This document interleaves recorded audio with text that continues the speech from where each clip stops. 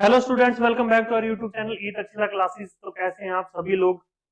देखो भाई, 13 अप्रैल 2025 सीडीएस 1 2025 का पेपर हुआ। नो डाउट बड़ा ही हेक्टिक डे होता है एक एस्पिरेंट के लिए। सुबह 9 बजे बच्चा एंटर करता है सीडीएस के पेपर में, और जिस बच्चे ने ओडी का पेपर दिया होता है वो बेचारा 2:30 पे लगभग 5.5 घंटे के बाद वो फ्री होता है। और जो बच्चा आईएमए के लिए पेपर देता है वो हमारा लगभग 9 घंटे के बाद फ्री होता है ना। 9 घंटे तक बेचारा सुबह 9 बजे से लेके शाम के 6 बजे तक वहीं पे रहता है। तो that is very hectic day.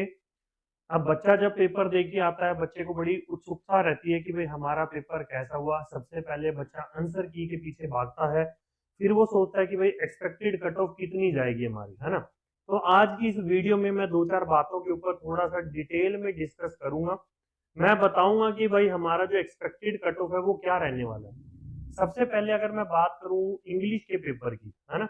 English का पेपर नो डाउट वो इजी तो बिल्कुल भी नहीं था।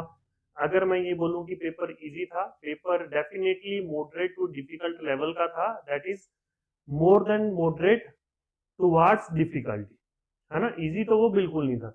और अगर मैं जीके की भी बात करूं तो जीके भी हमारा जो है वो डिफिकल्ट नहीं था। बस मैं इतना बोलूंगा, डिफिकल्ट नहीं था। अब वो जो जीके का पोर्शन था वो भी मॉडरेट था। दैट इज स्लाइटली जो है वो डिफिकल्ट की तरफ था। ऐसा नहीं मैं बोलूंगा कि भाई इजी की तरफ था, बट हाँ ओवरऑल अगर मैं देखूं तो वो मॉडरेट ही था। और अगर मैं मैथ्स के लेवल की बात करूं तो मैथ्स का लेवल भी हमारा जो था वो मॉडरेट था, इजी तो नहीं था। क्योंकि मैथ के पेपर में क्या था, बहुत से क्वेश्चन ऐसे थे जो पीवाईक्यू थे, या मतलब कि डायरेक्ट उस कंसेप्ट पे बेस्ड थे। कुछ नई चीज देखने को हमें नहीं मिली, एक्सपेक्टेड सी चीजें थी। और ये सब चीजें मैं किन बेसिस पे बोल रहा हूँ, देखो इंग्लिश को मैं डिफिकल्ट क्यों बोल रहा हूँ, क्योंकि हमें भी पता है कि इंग्लिश के पेपर में स्कोर लाना बहुत जरूरी है। ठीक है ना। हम लोग टारगेट करते हैं कि इंग्लिश के पेपर में हमारा जो स्कोर है वो 75 प्लस जाए। तो अगर 75 प्लस इंग्लिश में चला जाता है तो हमारे लिए चीजें आसान हो जाती है जीके और मैथ्स के पेपर में। तो क्योंकि इंग्लिश से एक्सपेक्टेशन ज्यादा होती है, इसीलिए उसका लेवल जो है वो थोड़ा डिफिकल्ट था। जीके और मैथ से एक्सपेक्टेशन थोड़ी कम होती है, हालांकि जीके से एक्सपेक्टेशन कम होती है।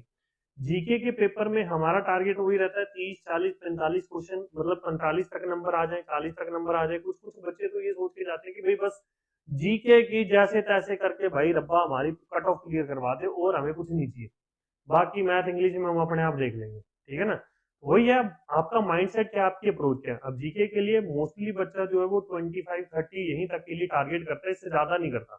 और I am talking about the majority of the aspirant, not talking about the everyone. ठीक है ना। डेफिनेटली जो बच्चा टॉपर है जिसने जीके में मेहनत करी है वो 60 70 के करीब का सोचेगा। 60 70 के लिए मेहनत भी बहुत लगती है। सिमिलरली मैथ्स में भी ऐसा नहीं है कि भाई हर एक बच्चा जो है वो इजीली 60 से 70 तक स्कोर कर सके। 60 से 70 तक स्कोर करने के लिए भी आप ये समझो हमारा जो एक्यूरेसी लेवल है वो 95% प्लस होना चाहिए। मतलब तुम अगर 70 नंबर मैथ में सोच रहे हो ना, तो वो तभी पॉसिबल है अगर तुम 70 क्वेश्चन करके आते हो, 70 के 70 जो है वो हमारे सही हो। ठीक है ना। अदरवाइज वो मुश्किल है। ऐसा मुश्किल है कि भाई तुम 85 या 90 क्वेश्चन अटेम्प्ट करो, उसमें से तुम्हारे 10 20 जो है वो गलत हो जाए। वो भाई एक बच्चे के लिए मुश्किल है। Exception are always there. मैं ये नहीं बोल रहा कि भाई 60 70 नंबर आ नहीं सकते। I am talking about the journal aspirant, जो मतलब कि जिनके पेपर क्लियर होते हैं। ठीक है। तो 60 या 70 नंबर मैथ में लाना भी एक मुश्किल है। आज के पेपर में, मैथ के पेपर में बच्चा वही है 30 40 इतना ही टारगेट करता है। कोई कोई बच्चा होता है जो 60 प्लस 70 प्लस टारगेट करके रखता है। बट मैथ के पेपर में 60 70 लाना is also a big task. That is not the cherry on the cake. उसके लिए मेहनत तो लगती है, नो डाउट, है ना। तो अगर मैं एक्सपेक्टेड कट ऑफ की बात करूं, सबसे पहले मैं बात करता हूं कि हमारा जो सीडीएस का पेपर था वो था कैसा। अगर मैं यहाँ पे इनके लेवल की बात करूं, हमारा जो पेपर इंग्लिश का पेपर था, नो डाउट उसमें जो गुड अटेम्प्ट है, देखो पेपर मुश्किल हो इजी हो, हमें अटेम्प्ट थोड़ा सा तो हाई रखना पड़ता है। कुछ कुछ क्वेश्चंस में रिस्क लेने पड़ते हैं। तो ऐसा नहीं है कि भाई अगर मैं पेपर मेरा डिफिकल्ट था तो मैं बस 70 क्वेश्चन ही करके आऊंगा। तब भी गुड अटेम्प्ट हमारा 95 to 100 था। हालांकि पिछले पेपर्स में जो इंग्लिश के पेपर में है वो गुड अटेम्प्ट हमारा 110 के राउंड रहता था, बट अब की बार वो कम हुआ है। और इंग्लिश का जो लेवल है वो डेफिनेटली मॉडरेट से डिफिकल्ट की तरफ है। मॉडरेट से तो ज्यादा ही था, नोट इतना भी डिफिकल्ट नहीं था, बट वही है कि भाई स्ट्रेटेजी के अकॉर्डिंग अगर हम लोग चलें, अगर किसी बच्चे की स्ट्रेटेजी ऐसी थी कि भाई मेरे को इंग्लिश में लाने 50-60 है तो उसके लिए आसान था। अब बच्चों का टारगेट रहता है 75 प्लस स्कोर लाने का, तो वो उसके लिए डेफिनेटली थोड़ा सा मुश्किल पेपर था। वहीं मैं बात करूं अगर जीके की, जीके में गुड अटेम्प्ट 60 टू 70 था, क्योंकि साइंस डुएबल थी, ज्योग्राफी डुएबल थी, पॉलिटी डुएबल थी, करंट अफेयर्स थोड़े से थे करंट अफेयर भी सॉरी डुएबल थे। आप लोगों ने देखा भी होगा, प्रतीक सर ने तो भाई वीडियो डाल दिया, कह दिया था कि मैं तो मुंडी कटवा दूंगा, ठीक है ना। पर यूपीएससी वालों को वो इतना समझ चुके हैं कि भाई उनको भी पता था कि मुंडी तो कटने नहीं वाली। जो कल रात को वीडियो डाली थी, यानी कि 12 अप्रैल 2025 को जो उन्होंने वीडियो डाली थी, ये दावा करते हुए कि इसमें से नोबेल प्राइज वाला क्वेश्चन आएगा आएगा, और वही क्वेश्चन पेपर में आया, ठीक है ना। हाँ, ये है कि हिस्ट्री वगैरह जो बच्चे बोलते हैं कि भाई ज्यादा आती है, ये पढ़ना है वो पढ़ना है, हिस्ट्री नहीं होती, हिस्ट्री नहीं होती, बट अगर मैं कंपटीशन की बात करूं, चाहे बच्चे ने कहीं से कितनी भी हिस्ट्री पढ़ी हो, स्टिल वो क्वेश्चन नहीं होने वाले थे, ठीक है ना।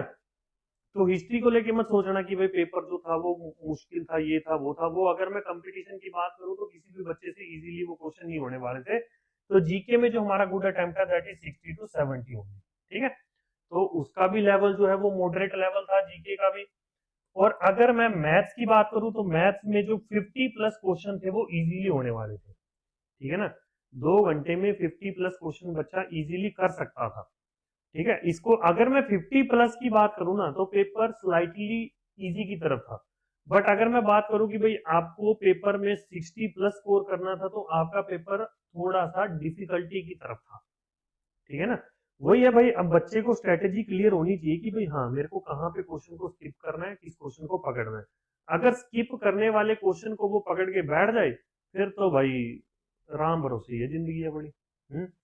अब अगर मैं बात करूं कट ऑफ की, तो डेफिनेटली ओटीए की जो कट ऑफ है वो 90 टू 95 रहने वाली है। हालांकि मुझे अभी भी ऐसा लगता है कि भाई इससे थोड़ी कम ही जाएगी कट ऑफ, बट स्टिल मैं एक सेफ साइड अगर लेके चलूं, अगर आप में से किसी बच्चे का स्कोर 90 टू 95 के बीच में बन रहा है, तो मैं तो बोलूंगा कि अपना एसएसबी वगैरह की तैयारी शुरू कर दे। अगर नहीं बन रहा तो भाई अपना जो, क्योंकि 14 को हमारा जो है अगला पेपर आने वाला है, सिर्फ 5 महीने बचे हैं, ठीक है ना। अगर अभी भी तुम्हारा वही रहा ना कि भाई आखिरी के 1 महीना पढ़ना, आखिरी के 2 महीने पढ़नी, पेपर नहीं होगा। 5 महीने हैं, 5 महीनों में जी तोड़ मेहनत लगा दो, पेपर की गारंटी हमारी है, ठीक है ना। पेपर क्लियर करवाने की गारंटी हमारी है, तुम बस मेहनत करने की गारंटी दे दोगे। उसके बाद अगर मैं आईएमए की बात करूं, तो आईएमए की कट ऑफ जो है वो 130 के अराउंड ही रहने वाली है, 130 प्लस भी जा सकती है, बट फिर भी मेरा अनुमान यही है कि भाई 1-2 नंबर कम ही रहेगी। बट वही बात है, अगर मैं आपको बोलूं कि सेफर स्कोर लेके चलो, तो 130 प्लस -5 आप देख लो। अगर आपके +5 से भी ऊपर बन रहे हैं तो भाई आप निश्चिंत हो जाओ, अगर +5 से कम बन रहे हैं तो भाई अपना ये महीना जो भी रिजल्ट आएगा तब तक का टाइम वेस्ट मत करना, अपनी जी तोड़ मेहनत अभी से स्टार्ट कर देना, ठीक है ना। उसके लिए भाई तक्षशिला क्लासेस जो है वो आपके लिए सितंबर अटेम्प्ट के लिए अप्रैल 21 से नया बैच लेके आ रहा है ऑफलाइन क्लासेस के लिए। इंक्वायरी आप लोग कर सकते हैं इस नंबर पे 7341111783, और you can call at my number 9518886054, ठीक है ना। तो किसी भी नंबर पे आप इंक्वायरी कर सकते हो, आने वाले बैचेस की इंक्वायरी ले सकते हो। अर्ली बर्ड्स के लिए हमारे पास डिस्काउंट भी है।